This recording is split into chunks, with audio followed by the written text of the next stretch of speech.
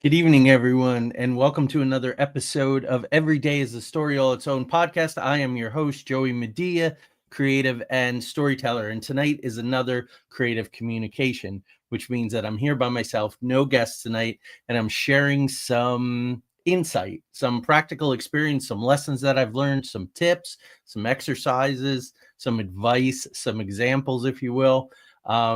From my 30 something years as a professional creative and storyteller. So let's go ahead and roll the opening as always, as quick as it is. And I'm going to come back and dive in talking about writing for the stage and writing for the screen.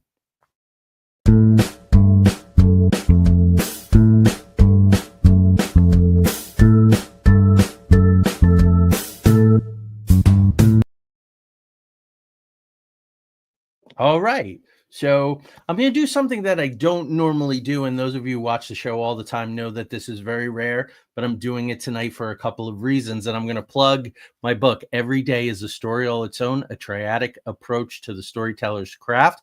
It's selling well right now on Amazon. It's been out for about 18 months, but some interest has come up again for the book. Also, a couple of really cool, very, very, very successful people in the industry are reading the book right now. I'm hearing great things from them. So I'm always the back cover endorsements. I'm very, very honored to have these people on the back of the book, also industry people.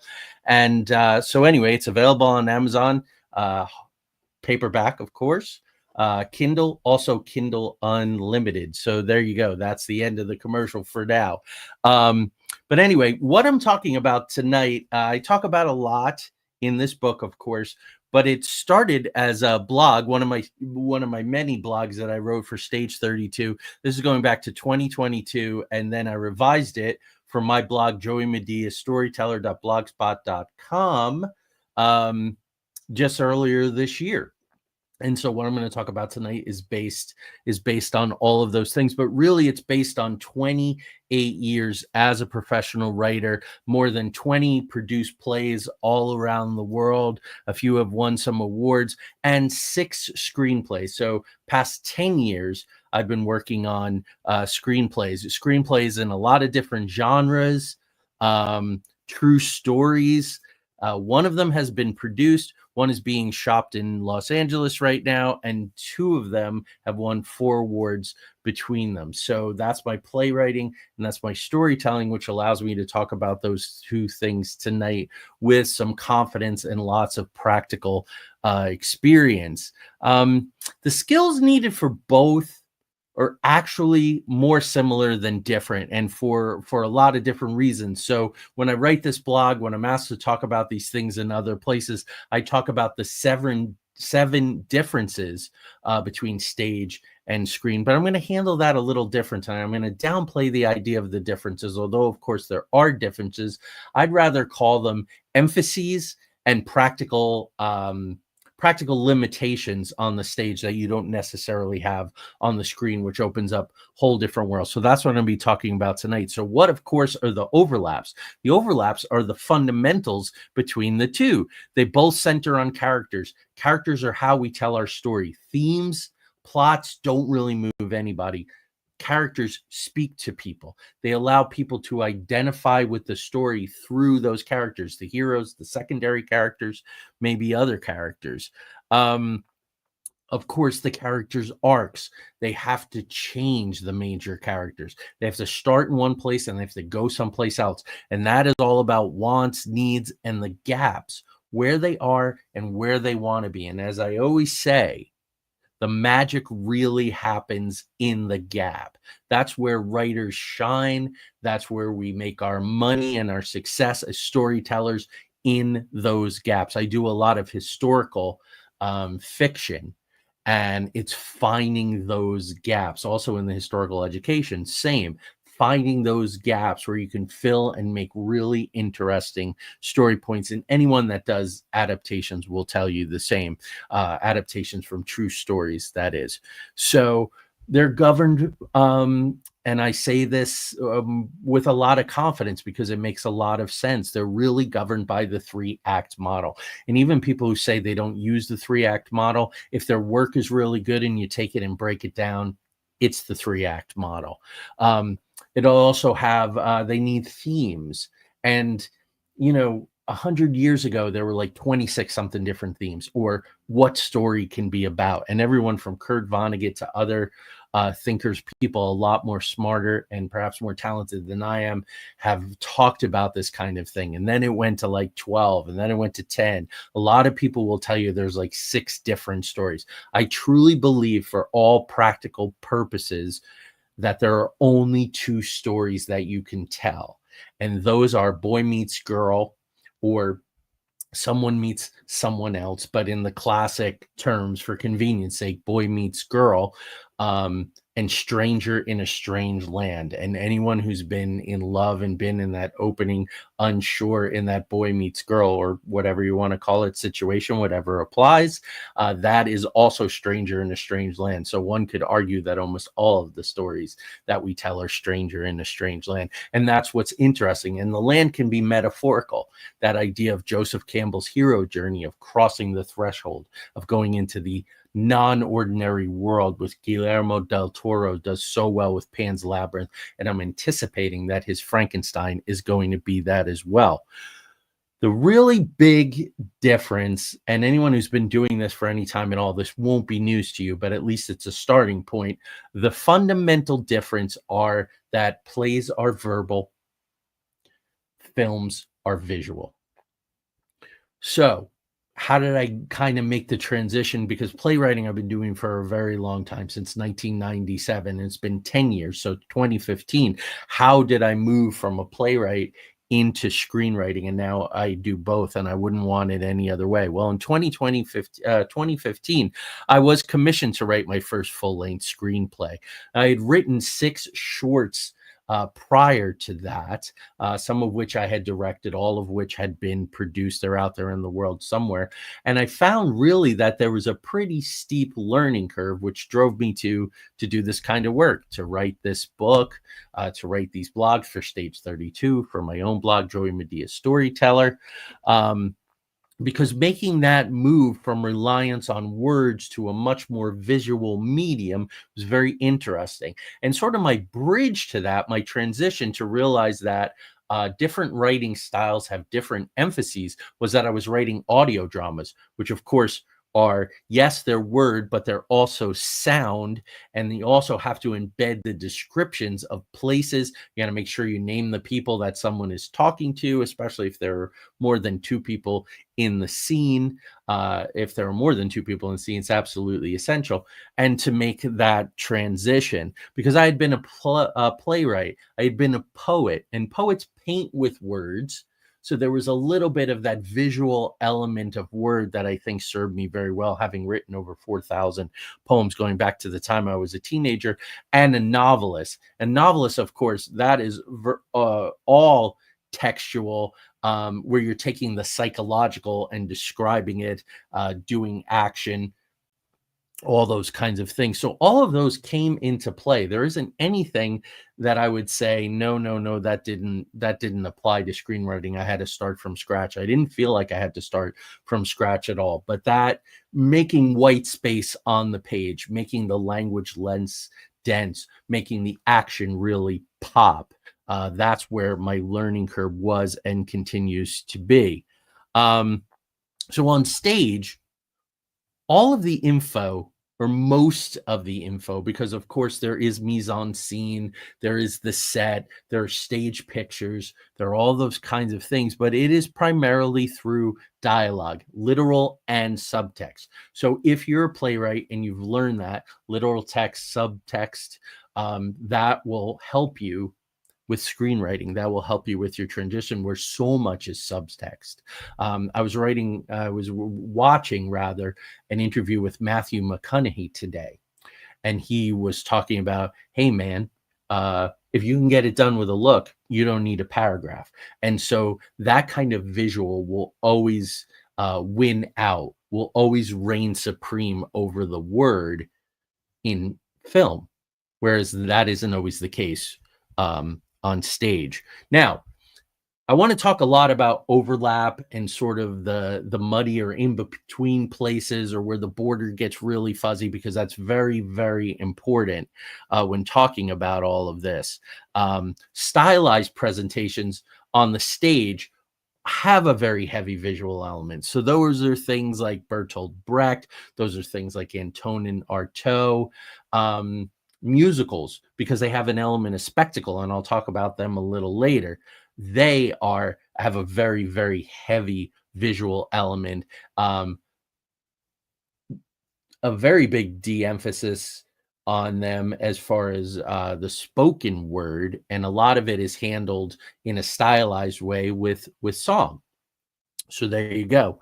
And it's the same thing for characters' thoughts, motivations, and psychology. Those can all be delivered visually in film, and it's done beautifully. And there are things that you can do in film that you just can't do, that I'm also going to talk about a little tonight. Screenplay, again, words are used when images can't stand on their own. I've had some mentors, heard some very wise people say that characters in film don't talk unless they absolutely have to. And that's what McConaughey was saying. If a look can get it done, if a pause can get it done, if a series of images can get it done, then people don't have to talk. Now, of course, there are some screenplays that are very verbal heavy. People talk all the time. The word count in a Quentin Tarantino movie is, through the roof, because he's delivering it at a rapid pace. And the man so loves words.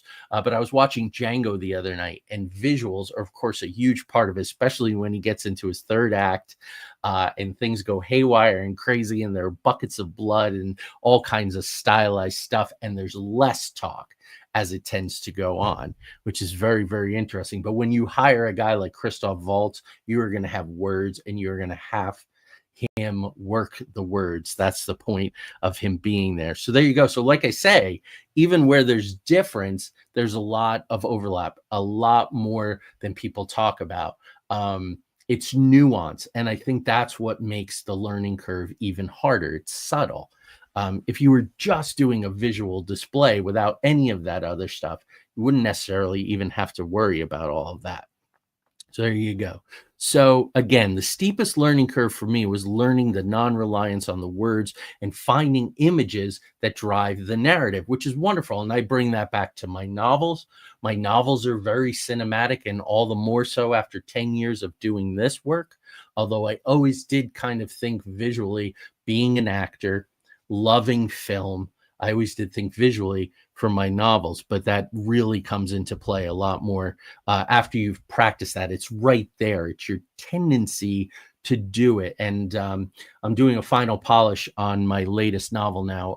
Mothman Was Here. That'll be debuting September at the Mothman Festival, where I'm speaking. And it's about condensing. It's about condensing and popping the action. So again, if you're a novelist, you could practice with screenplay. Just kind of do it, and you'll see a difference in your work, I promise. So you're looking for opportunities all the time for gesture, for mise-en-scene, for body position, for use of light, sound, scenery, the awards that are given, right, for editing, for cinematography, for lighting, for sound, for editing. All of those things are so essential when you're making a film, because they're all those visual expressions of what is going on. Sound becomes very important to support the visuals. So you have a soundtrack, you have a score, which oftentimes makes or breaks a film. And the really good composers make a lot of money. My son, Jeremy, who has done some of the music for some of the other programs for the podcast, for some of the other brands in the past. Jeremy has taught me so much. I've always loved scores and soundtracks from films, and I have hundreds of them that I listen to all the time. But to really appreciate how that undergoes and drives forward the visuals has been extremely, extremely fascinating. I hope to have Jeremy on the show as a guest before the end of the year. Let's see here. Another thing is the way the structure manifests itself. What I mean by that is there are considerably more scenes in a screenplay. So aside from one act plays, um, which are comparable more to short films, don't have a lot of locations at all. You really have that unity of time and action, all that going back to the Greeks and Romans, or 4 or 5 act plays. Shakespeare immediately comes to mind, very big in scope, where they are moving around sometimes because there are so many storylines, 3, 4, 5 storylines that he all ties together, in the fourth act, and then concentrates on everything else in the fifth. The prevalent model for stage and screen is the 3-act model, and that 3-act model governs quite a bit. I work with something, I talk about it a lot in the book, called the 3 threes of good storytelling. I didn't invent this by any means, but it's my sort of formulation of it that I've been using for 30 years as a writing teacher. And every story has a beginning, a middle, and an end. Aristotle, way back when, was the first one to really notice that. Then there's the who, which is the characters, the where, the place, which is very, very fundamental. I devote a lot of time and space to place and how place operates on a character. And then there's the main problem, which is the what. So you have the who, the where, the what, the beginning, the middle, of the end. And then you have conflict, you have circumstances, and you have climax. And I may just, well, you can go to my YouTube channel, and I do 3 episodes where I do each of the 3 parts of the 3 trees of good storytelling. That's helped a lot of writers. So it's free. Just go ahead, check it out, spend some time with it, and I hope it'll help. So the typical 3-act play is under 12 scenes, and you have your polydramas. You have your place where it all takes place just in one central location. Of course, the more elaborate the set, then that's where they are, and that's what's happening there. And you don't need a lot of blackouts in and outs or whatever. The scenes tend to be much longer. The first 2 acts tend to be a similar length in a 3-act play, while the 3rd act is considerably shorter. Also a minimum of locations, which I've been talking about. So when you get to screen, a lot of this gets a lot of pushback now, but there's also a lot of value to it, and it makes a lot of sense. It's a good starting place for me. So that's what I would say. The 3-act model, the hero's journey, and what I'm about to tell you now about the number of scenes that's typically in a 3-act screenplay, is a starting place, and then you go from there. And that's how I use them. So of course, the masters of teaching screenwriting for a very, very long time, Robert McKee, Sid Field, and a masterful screenwriter, Princess Bride, Butch Cassidy and the Sundance Kid, William Goldman, a minimum of 56 scenes. And those 56 scenes are broken out this way: 14 in the first act, 28 in the second act, 14 in the third act. So second act, of course, is that middle part where the hero is trying to overcome obstacles, all the things that are going on, the initiation process, which of course takes some time to do right and really stick and be profound in terms of the hero's journey. And so many people get hung up in that second act. There's a wonderful maxim that says anyone can write a good first act. And all that means is you're writing IOUs, you're introducing characters, you're introducing problems. And it's not that it's easy to do that, but to maintain through the course of the second act, and there are rules. And I'll do episodes on these things. So I'm moving fairly quickly tonight to stay on topic. The proportions are different in the screenplay for different reasons. But as you can see, that first and third act are similar. Some people will even say you gotta have the inciting incident in the first 10 minutes, in the first 10 pages. And that's what producers and readers will read, those first 10 pages, and make sure that there's a quick setup. Things start to pop and things are going. And then they're, like any of us are like, oh, that's interesting. I wonder what's going to happen now that the hero is in the non-ordinary world, now that they have to deal with this, now that the inciting incident has come in and created these illuminations of the gaps between where the character is and where they want to be. And so now I'll participate. I'll watch their initiation. And that's the whole point. And that's a play, that's a poem, that's any creative work that you do with the written word is you want to hook them so they will continue and keep on going. So there really is a lot of overlap and similarity. As I always say, I'm primarily a storyteller, even though I work in tons of modes, lots and lots of different modes. At the end of the day, I'm a storyteller, and good story is good story. Narrative is narrative. Characters are characters. Um, so the third thing that I want to focus on is pacing, time, and plays. Screenplays give us this whole plethora of stuff, and then you'll hear, "Oh, you really shouldn't use these things." But the most successful screenwriters will tell you, "I use what I feel like I want to use, and I use them the way I want to use them, and they work, and that's why I continue to get work." So there are things like flashbacks, use of nonlinear time, montage, dream. These, to me, along with juxtaposition, which I'll talk about, are really the strengths of storytelling. They allow that visual mode of storytelling to happen and become very interesting. The screen gets a little clouded or a little smoky. And you're in a dream. Flashbacks, you can use titles on the screen, but you don't have to. Someone who looks similar but a lot younger will clue you, oh, this must be a flashback. And sometimes there's a disorientation involved. Now, these things can be used, of course, there's the dream sequence in Oklahoma, the musical. These things can be used on stage, but they're much harder to pull off. Especially nonlinear time, flashbacks, those kinds of things. You can do them. They're much more fluid in a screenplay. And one thing that's almost impossible to do on stage is a montage, right? So you have some music, you're seeing what's going on. We're playing with time. We're heightening and compressing. We often see this in romantic comedies when they go out on their first date and they go and they spend, they visit all these different places and things are going on. Usually culminates with a kiss with a little bit of saxophone music, David Foster style. And then it moves on from there. Again, that's a rom-com device for sure. So varying lengths of scenes happens a lot more. You may have a scene that's only a couple of words of description because you're moving to a location and setting something up in anticipation. Plays aren't that. People don't come out on stage, say 3 lines, and then suddenly the lights come out and we go to someplace else and we do something else. So this varying length of scenes is taught. It's a way to play with pacing, time, and place beyond flashbacks, nonlinear time, montages, dreams, and all of those kinds of devices.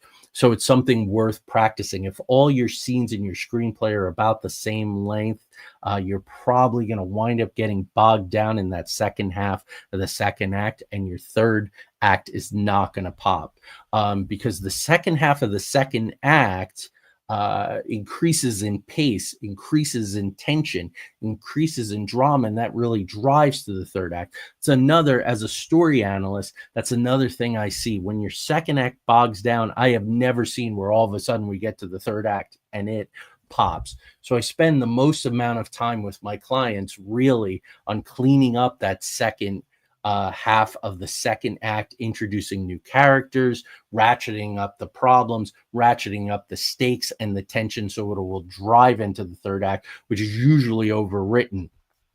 So I will really start, hey, this scene needs to be reduced by 50%, by 25%, by 15%. So that's how all of that works, because the second half of the second act must drive toward the third act climax. The best way to learn this stuff is to take something like Blake Snyder's Save the Cat, the beat sheet for that, and to sit down with films, lots and lots of films. I have a big stack of doing that and seeing how these things lay out and tracking them in the third act model and seeing how all of that works. David Mamet's 3 Uses of the Knife. I've talked about that a lot. I talk about it a lot in this book. And teach it to my writers, to my directors. Actors need to be aware of it as well. So point number 4, the camera and the audience, intimacy and imagination. This is where the camera dictates and changes and drives so much when you're talking about writing for the screen versus writing for the stage, because you just can't blindly write. You have to think about the other jobs. And that's why I talk about the triadic approach. I'm an actor, I'm a director, and a writer. All of those things inform the other. If I have any talent at all at any of those things, it's because I've done the other things and I understand them.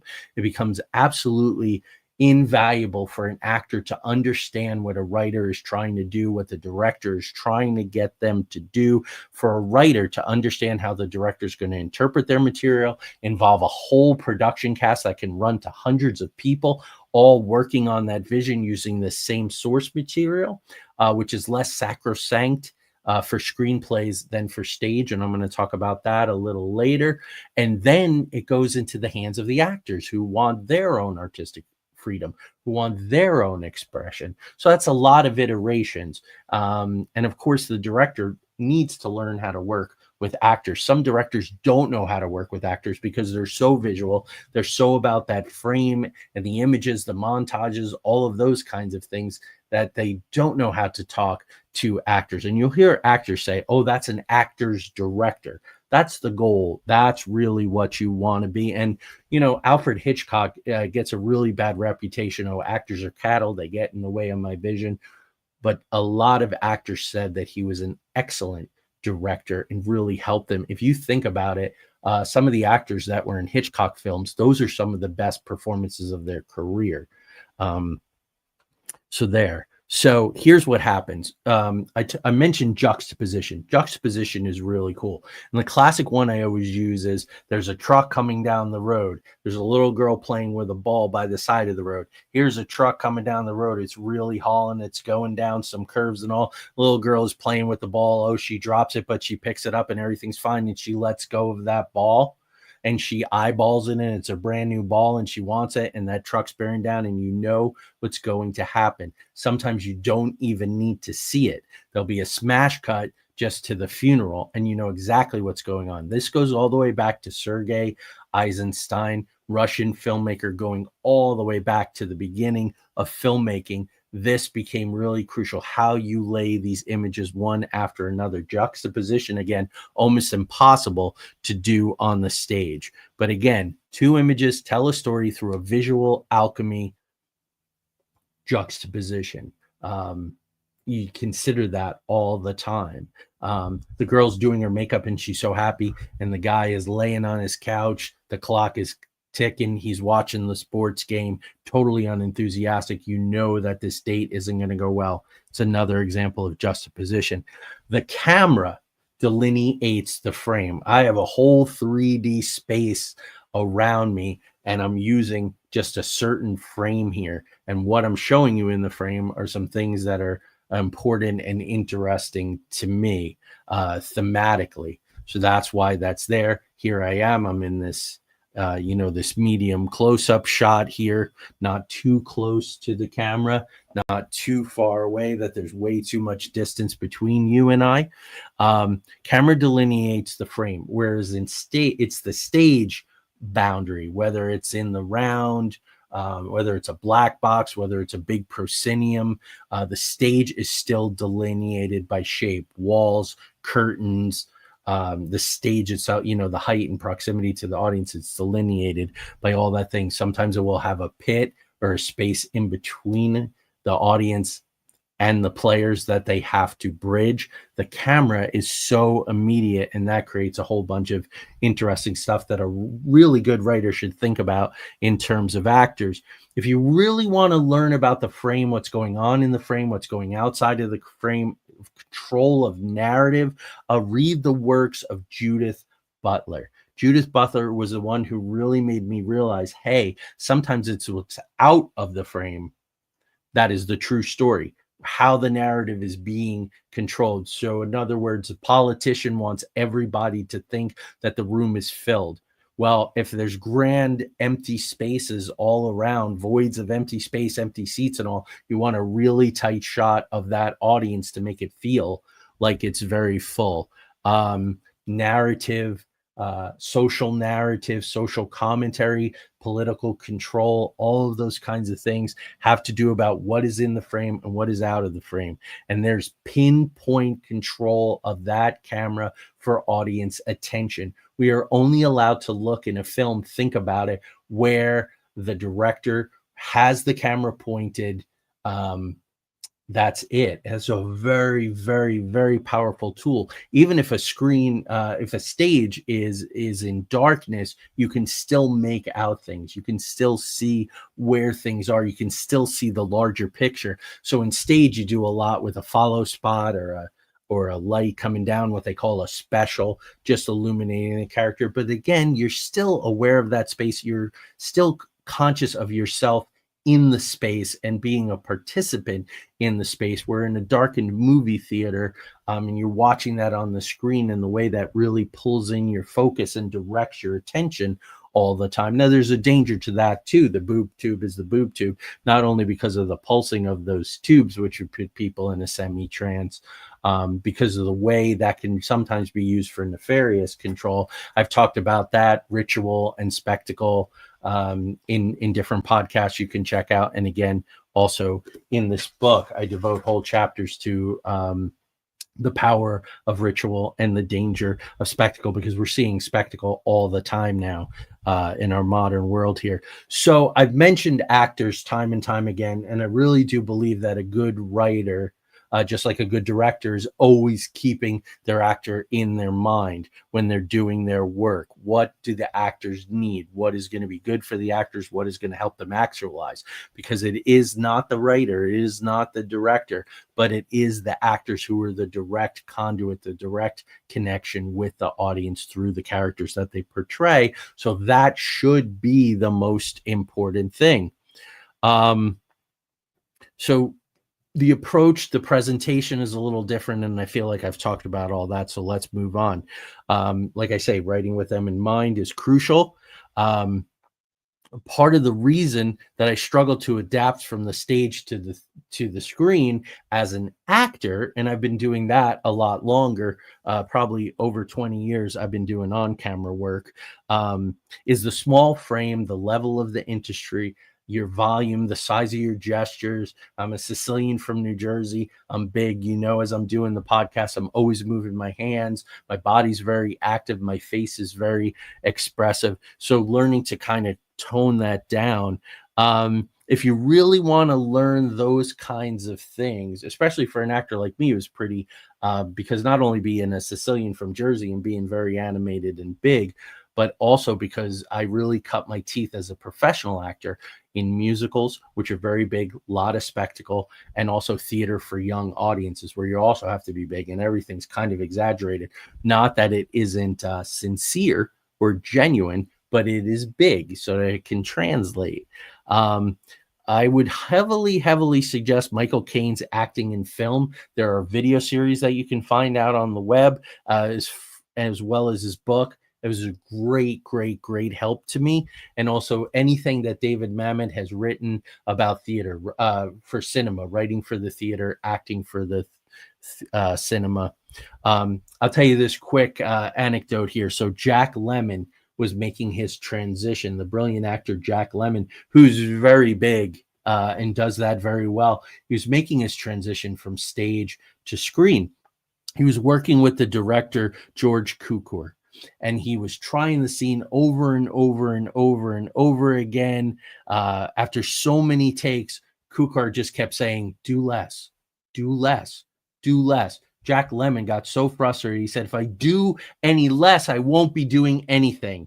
And George Cukor replied, exactly. Now, actors are doing plenty of things. I think about Michael J. Fox, who does stage level physicalities and all that kind of thing within the frame of the screen. He did it better, I think, than almost anybody else. It's fascinating to watch for me, going back and forth between stage and screen and trying to become as proficient as one as I had become at the other. Film actors are very smart in adjusting their scale for intimacy, really paying attention to the sound of words, the nuances of language, including the subtext, use of the pause. Sanford Meisner, the acting teacher, said the pause is not nothing. I remember watching Tom Hanks with James Lipton on Inside the Actors Studio, and Lipton said, man, in your pauses when you're thinking, it is fascinating, because Hanks was genuinely doing it, and all the best actors do that. That's why a pause is not nothing. There are mental processes going on. There are emotions being dealt with. There are gaps which are being navigated. That's why I say an actor's sound of words, sibilance, assonance, volume, the nuances of language, including subtext. Words do matter in screenplays. I think in some ways, because they're so precious, sometimes they matter more. If they're there, they absolutely belong there, because it's a huge culling process to get that dialogue down, to get your screenwriters. Most screenwriters are very aware of page count. 120 pages or less, do it. 90 to 120 pages, do it. It has to be done. So you're governed. A play isn't like that. You don't have those strictures. So point number 6, larger scope available for the screen. Of course, everything's bigger. Cinema is Texas, and the stage oftentimes is Delaware, if you want to think about it that way.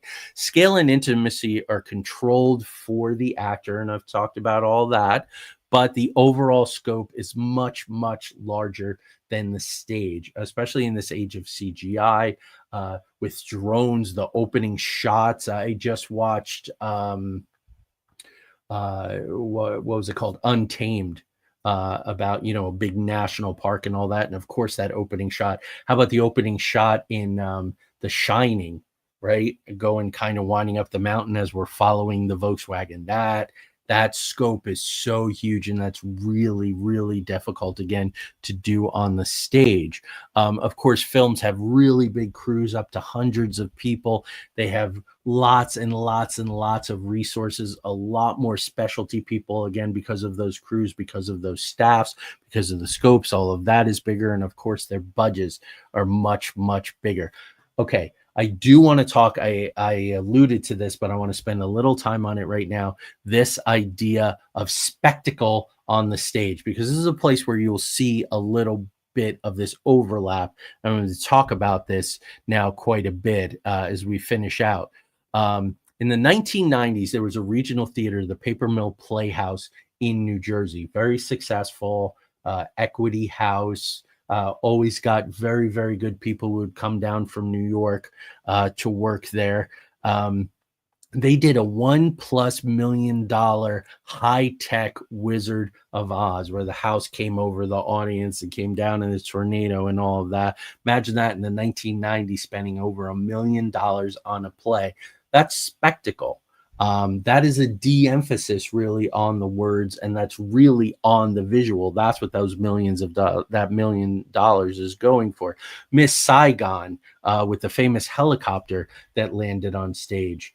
This was also in the late 80s, I believe, or it would be in the late 80s, because I was in college, and this was big news. Oh, landing this helicopter on stage. What does this mean now for the future of theater when you have to land helicopters on stage? When Miss Saigon was revived decades later, they decided to take out the helicopter. The spectacle was diminishing the power of this story about, the horrors of Vietnam. I also think, too, as much as I love Julie Taymor, and I was just talking to a musician the other day about Across the Universe, which is absolutely brilliant. Julie Taymor did The Lion King too, I believe. Her collaboration with U2, the horrendous product and highly, highly dangerous Spider-Man Turn on the Dark. It was $75 million. It was not a success. Actors got hurt. Really, really bad things happened. 30 million for a Broadway production is typically high. This was almost 3 times the amount, not quite, but just stunning. So you don't want to have so much spectacle. You don't want to put so much emphasis on the visual that it really is undercutting what the experience, what the narrative experience is about. And that's really the danger of spectacle, is diminishing or gutting the narrative for ooh ah. And we saw it in the early days of CGI special effects in the movies. I knew we were in trouble when I saw Kevin Bacon in The Invisible Man. I was like, oh boy, we're in trouble if they don't get this fascination with CGI as a crutch. And I think that's what you're going to see with AI too, is it's going to diminish the overall narrative, the core, the meat of the story. And so we'll have some adjustments there as well. CGI, special effects, digital filmmaking tend to really support the narrative. And we've had beautiful, beautiful outcomes with that approach. So number 7, the perception and role of playwrights versus screenwriters. This is a big one. Rodney Dangerfield, I'm showing my age, but hey, I don't get no respect. That's what so many screenwriters, even those who have made hundreds of thousands of dollars, if not millions of dollars, say. But it's a different relationship. It's a different contract. It's a different expectation. It's a different dynamic. And you're getting paid lots and lots of money to possibly have your work never produced or to be very, very, very greatly changed. A director, a stage director, they start with that script. Of course, they have their own ideas. They want the input of the actors. I talk about all of this in Every Day is a Story, the book. But they're really honoring that play. They chose that play because of the story, because of the words, because of how it unfolds, and then what they can add to do with it and the way they collaborate with their production team and the actors to bring it to life. Film directors, not so much. They really like to make this material their own. Some film directors have screenwriters that they prefer to work with, and the screenwriters are on set and they're writing all the time. They're rewriting. You have the script and it's got all these different colored pages which represent the different drafts. Definitely keeps the actors on their toes. There's a lot of improv and all of that kind of thing. Film directors have a whole array of tools, which I talked about, for their vision. And they will often make big changes to a script, substantial changes to a script in tone, in content, sometimes in structure as they're filming. That's often time when the screenwriter really, really feels like they got dinged. Joss Whedon really was very vocal about Buffy the Vampire Slayer. He said that the way the film was edited made the dialogue incomprehensible, made the plots absurd. We also saw this with Victor Frankenstein, which is James McAvoy and Daniel Radcliffe. Frankenstein. Endless adaptations of Frankenstein. My Gothic musical features Frankenstein. Is such a powerful story, and it can be told in lots of ways. And over the years, it's been told. I have a big stack of different versions of Frankenstein, many of which are told in very, very unique ways or from a different point of view, which is also interesting. But Max Landis' script, when it got in the hands of the director, and then the director was playing with Daniel Radcliffe and James McAvoy. I just saw McAvoy and Radcliffe. I saw a clip when they were on Graham Norton and talking about how some of the more comedic, more of the outsized, besides the point of Max Landis' script tough, came to pass. And I think they got so caught up in it and they were having so much fun that the tone of that movie completely changed, and you decide whether you think that it works or not. I do want to say through all of this, again, talking about these overlaps and the differences, playwrights are not deified. It's not like you just write something, you hand it in, the words are sacrosanct, and that's it. When you're Shakespeare, when your stuff has survived for hundreds of years, then nobody wants to mess with those words. But there was no doubt a process. Shakespeare ran his own theater company. He needed patrons. I'm sure he got feedback. Some things succeeded more than others, and we know different versions from different folios. So there was a process at that point. It didn't come out of the gates, hey guys, this is what I've created, just deal with it because I'm not changing a word. It certainly doesn't work that way. And having 20 plus produced plays, I will tell you that is very much a process. Revisions are built into the contract. You are required to go to rehearsals, work with the actors, work with the directors, do some revisions. Scenes are sometimes cut, sometimes they're moved. There are out of town tryouts. The bigger the production, the more money the producers are spending, the more important those out of town tryouts become. And sometimes there are major rewrites and there are workshops well after the show opens, or it'll open, it'll close, they'll retool. So it is definitely a process. If you're not sure if screenwriting is for you, just like when I did Work for Hire several weeks ago, if you want the credit, maybe Work for Hire isn't for you. Same thing. If you won't enjoy so many people messing with your words as a screenwriter, you turn it in, you get your check, and then they do what they want with it. And the back end, it may look incredibly different than what you turned in. Maybe it's not for you. Read the book, watch the documentary Tales from the Script. I really enjoyed the documentary when I was just starting out as a screenwriter, and I was like, oh, I really need to know these things. I'm currently reading the book now, and I can't wait to be done with it.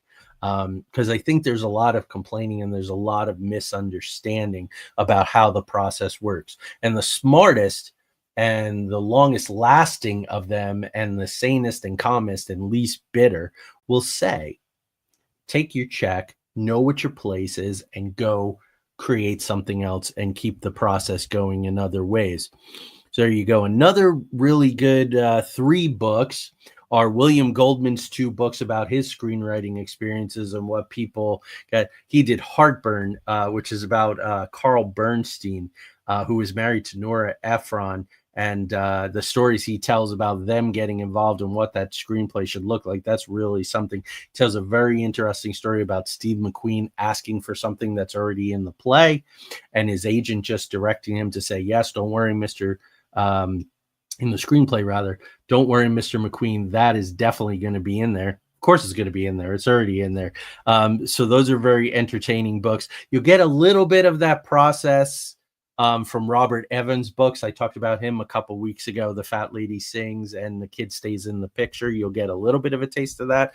I just did read Penn Dencham's Riding the Alligator. That's another really good one. Penn has created sort of his own palette of terms and approaches, which is very interesting. I found it refreshing to look at some things, again, from some different emphases, from different weights, from different lenses. So that's a good way to look.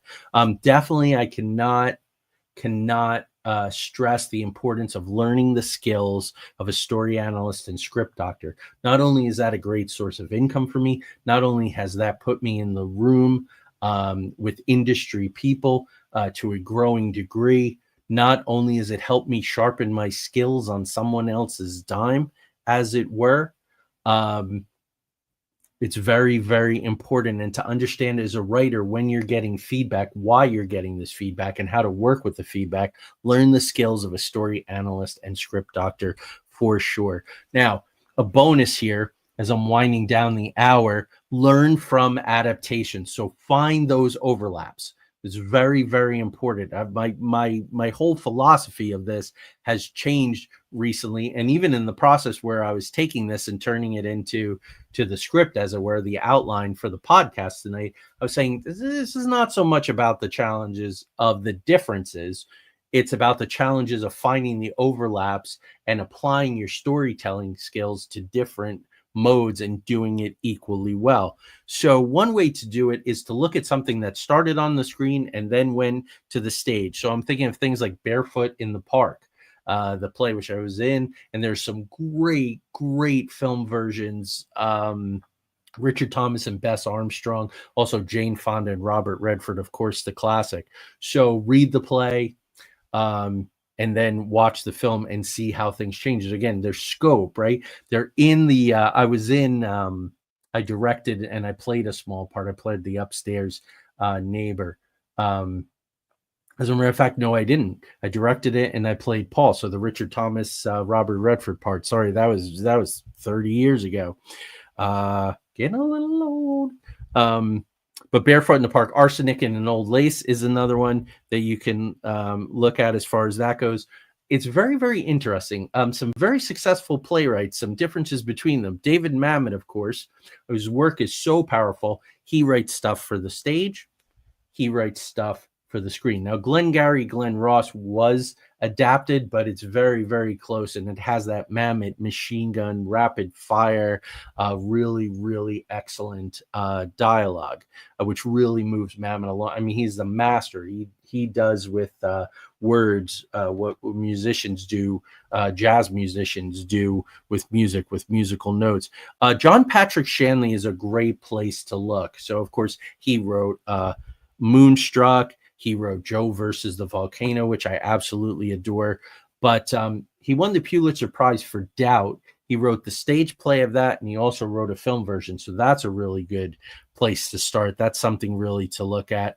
The adaptations of Cats and Les Miserables, Tom Hooper's work, really, really divided audiences. I'm more on the side with people who didn't think the approach to Cats and the execution was very good. I really tend to defend Les Miserables, which I like a lot, and I think Russell Crowe got a really bum rap. And some of the other players in that, I think, got a very bum rap as well. So those are my thoughts on that. Same thing with Joel Schumacher's adaptation of Phantom of the Opera. Patrick Wilson, some other people, some out of the box, different kinds of casting. Also, for that matter, Sweeney Todd with Johnny Depp and Alan Rickman as the judge. In the hands of Tim Burton, I think that translated really, really well. A lot of and we haven't seen them in the last couple of years because they tend to be disasters. These live network television events. There was a Jesus Christ Superstar.